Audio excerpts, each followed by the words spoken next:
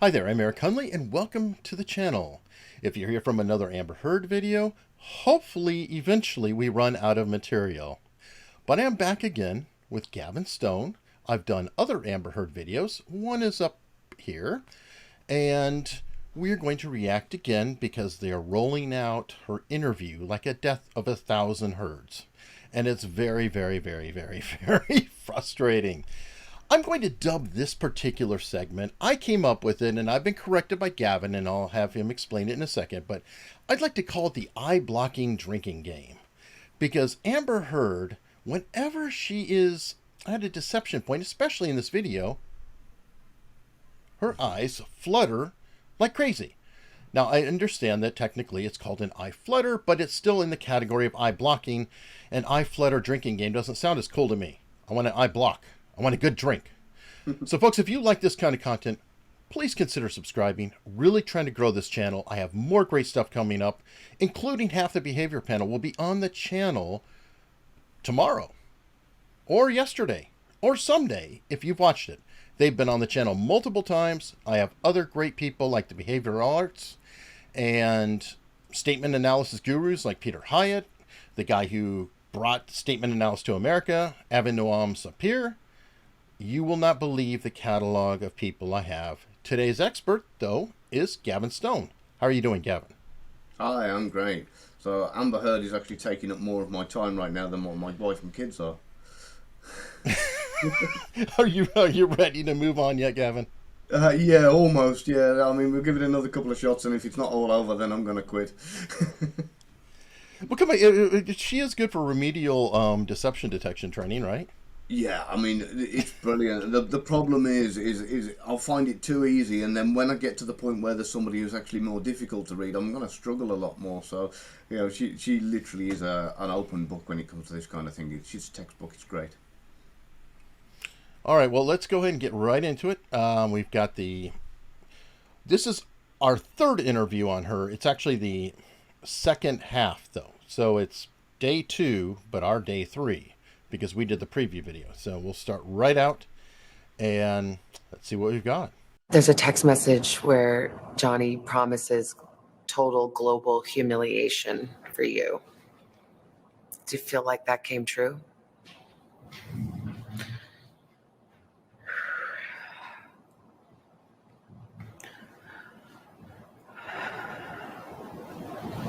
I know he promised it. I testified to this. I'm not a good victim. I get it. I'm not a likable victim. I'm not a perfect victim. But when I testified, I asked the jury to just see me as human and hear his own words, which is a promise to do this. All right. Got a lot there right out the gate. First off, the lovely pause. 10 full seconds. Yeah. If it had been a bit longer, I'd have had enough to go and make a cup of coffee while I was waiting.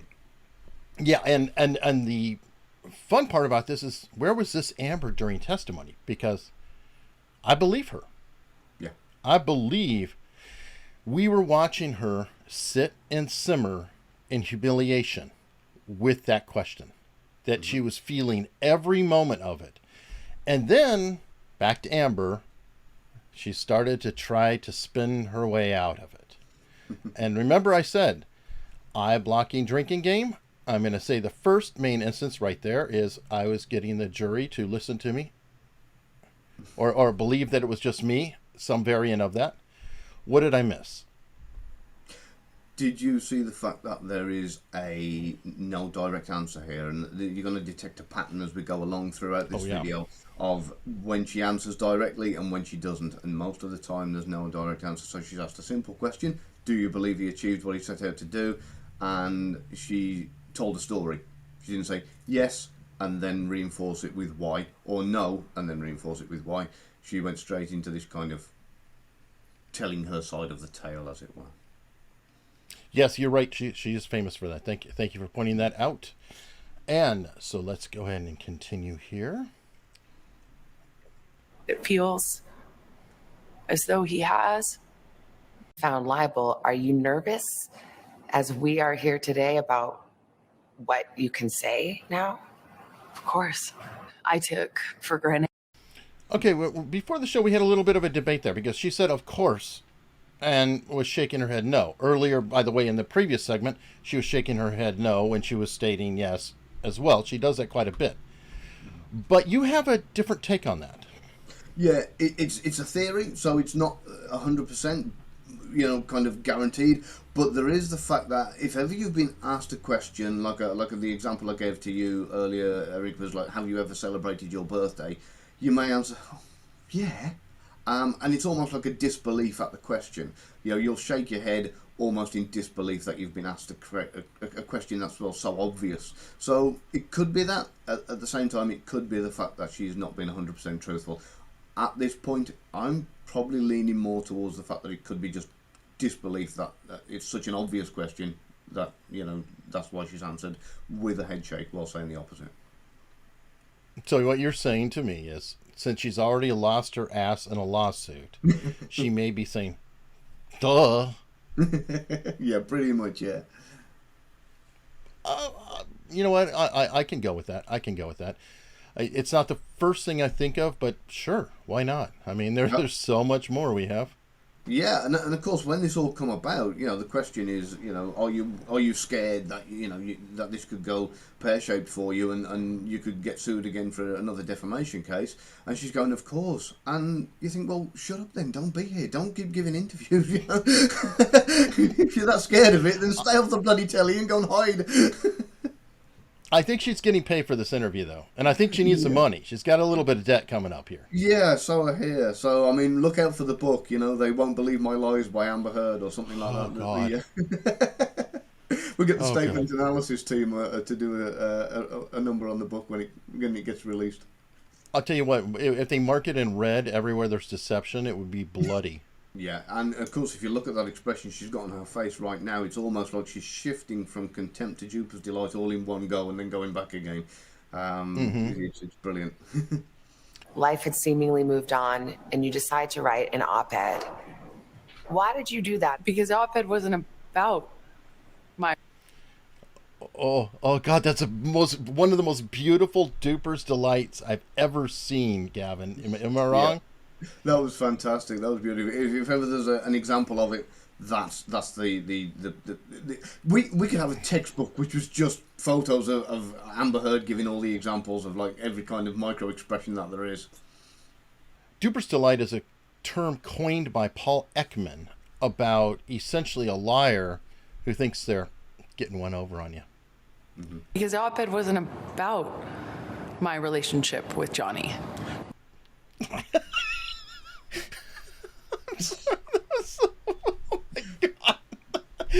Oh my God. What's so funny is it's Duper's delight without the ammunition. You're supposed to actually be getting something over on somebody. Everybody knows you're lying, Amber. Yeah, she's finding blanks with that one. What the op-ed was about was, me loaning my voice to a bigger cultural conversation that we were having at the time. Did you worry? Gosh, I'd love to be a person weighing in on these cultural issues, but that's going to stir this all up again. I obviously knew it was important for me not to make it about him or to do anything like defame him. I had lawyers, teams of lawyers, review all the drafts of this.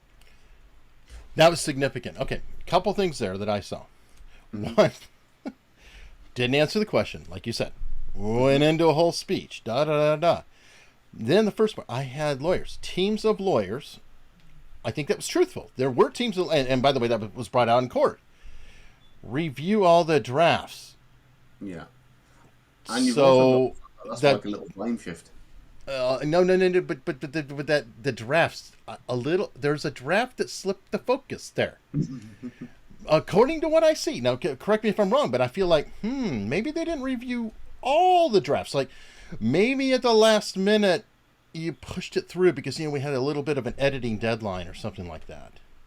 Yeah, there could have been any number of things there. That, for example, she may have sent a draft over to the lawyer. The lawyer signed off on it. It's come back. She's gone, do you know what? I'm going to add this. I'm going to put that in. And So you've got that side of it, and then you've also got the blame shift. And you know, if the teams of lawyers that she had doing this were anything like the ones that took her to court, then it's possibly worth hiring some new teams of lawyers.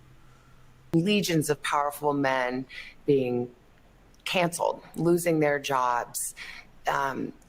Did you want that to happen to Johnny Depp? Of course not. Of course not. It Drink. wasn't about him. Drink. So Of course not. It wasn't about him. Stress rates are right up there. Yeah, their eyes drying out. When people lie, basically what happens is you get a chemical rush where everything, you have a physiological change, and your throat and your mouth dries up, your eyes dry up, and that's what causes that little flutter. Your stress rates are increased due to the cortisol, and that's what causes that little flutter just momentarily.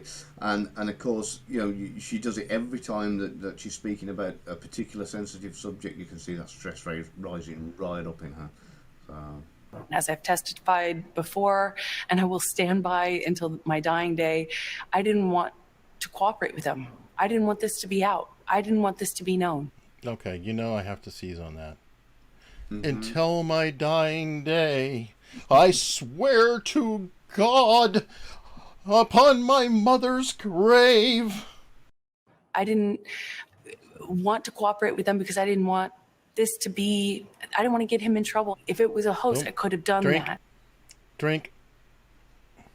She's great, isn't she? I mean, just, you don't have to do anything. You just go ahead, watch for the blinks, and hit the timestamp. There you go.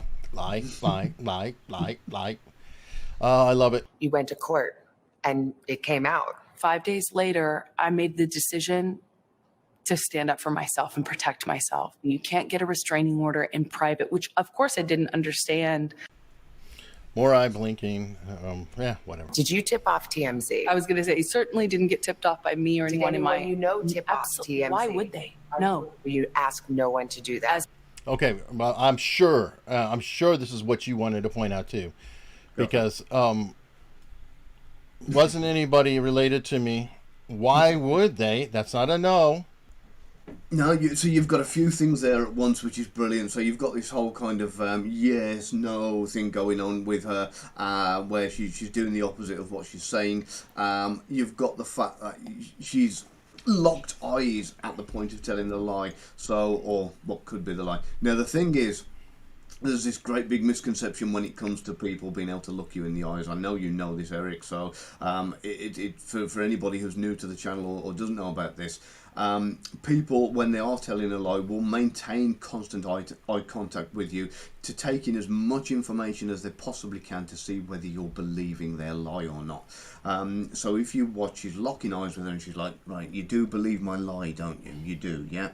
And then when the rebuttal comes from the interviewer and she's challenged on it, that's when you see that blink rate go right up, that flutter of like eyelids again, and then she's straight back into locking eyes again, and the entire time doing this head shake while she's saying yes. Yeah, well, sorry, head nod while she's saying no. If you have Awesome. bruising, if you have totally injuries, agree. it's fake. If you don't have any, then you weren't injured. You had promised to donate the $7 million of your divorce settlement to charity. It was revealed at... Yep. Did you catch that? It was that right at the end there. A little What bit of is lip that? compression. Yeah. So that is almost like it's almost like a kind of shit. Didn't mean to do that. I didn't want to talk about this. Withholding it's them? Yeah, withholding, but almost to the point of kind of you're having the thought of, oh, I didn't want to go there. And you've probably done it yourself in the past. You know, someone said, you know, be really careful with that glass, and you've gone, sorry. It's just that moment of panic, fear, adrenaline all at once, where you kind of go, oh, you know. So you might knock a vase in a museum, something along those lines, and you go, you know, because you know it's a sensitive kind of thing. So that's what that is. Yeah, basically. Everybody thinks that you've donated it, not that you've pledged it. So for the jurors sitting there, do you think they felt like that was you getting caught in a lie? I don't know, because so much of the I feel like so much of the trial was meant to cast aspersions on who I am as a human, my credibility. Double drink. All the same, we'll all be drunk and hanging tomorrow. Yeah, so in for the sake of everyone's health, I'm only going to go over one more part because I do care about the audience. Gavin, you're cruel. You might say, "Oh, to hell with them." I'm a limey and I can drink anybody under the table, but I do care. I care about our audience. You issued a statement, and part of the statement said, "I still have love for Johnny." Yes. Is that still true? Yes. Holy shit. And there you have it. That's what That's two truthful answers. See how smooth those are? How it just, yes. No, there was no thought. Yeah. No pause, no hammer, blink. Yes, it was factual and actually very interesting. What do you think? And that lines up for like kind of putting into place everything I've said previously about kind of you don't have to think about it if the answer's truthful. If you're in the moment and you're not trying to spin a yarn or kind of turn things to suit or make a story up, you can just answer naturally. So she's asked it, she said yes straight away. It was direct. And there was no evading of the question and none of the usual signs that we get with Amber Heard. So I believe that she does still love him. And, and I have said this before in some of our previous videos. Definitely. When she's reminisced about when they met, that was real. I'm like, you don't reminisce these thoughts about an abuser. No. That doesn't make any sense whatsoever. She's like a dreamy teenager when she's thinking about him. You can see her kind of like, she goes almost animated with it. So I do believe that she does have feelings for him. I think it, like I said before, it was a really volatile relationship, but she definitely still does have feelings for him, in my opinion. Mine too. And folks, once again though, what Gavin's opinion is, what my opinion is, what our thoughts are, they don't really matter. We want to hear your thoughts. Please comment below. Please share with some friends. Get their thoughts too.